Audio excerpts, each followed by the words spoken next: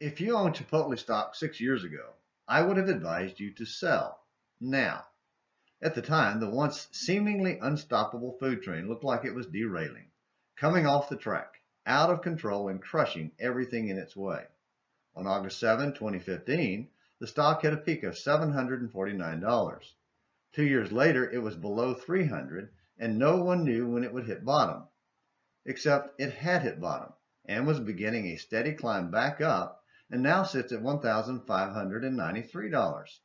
So, even if you bought during the peak in August 2015 and held on, you can still make a hefty profit. Perhaps that explains why Morning Minutes in the Bible on An American Missionary is not an investment advisory post, and I'm not an investment advisor.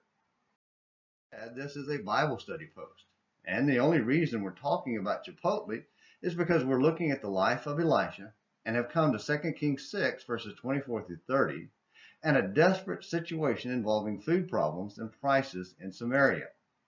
Previously, we talked about the food shortage when Samaria was besieged by Syria, which drove food prices through the roof, sort of like Chipotle stock, and leading to the horror of cannibalism, similar to, though far worse than Chipotle's food poisoning problems.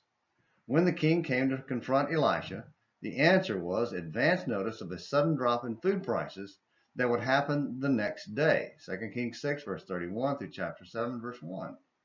Anyone who was hoarding food for top price needed to sell fast.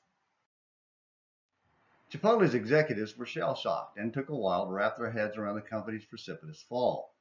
The king's advisor couldn't accept it either and asserted that it couldn't happen even if God should make windows in heaven. Sort of like my thinking Chipotle couldn't rebound. However, Elisha affirmed the advisor would see it, but wouldn't benefit from the sudden abundance. 2 Kings 7, verse 2.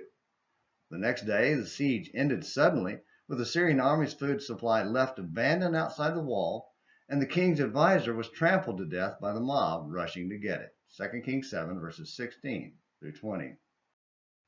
The moral of the story is simple.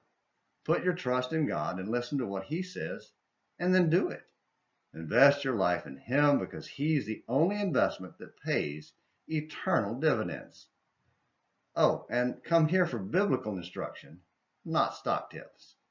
Thank you for watching Morning Minutes in the Bible on An American Missionary. Until next time, this is James McClenny hoping you have a great day.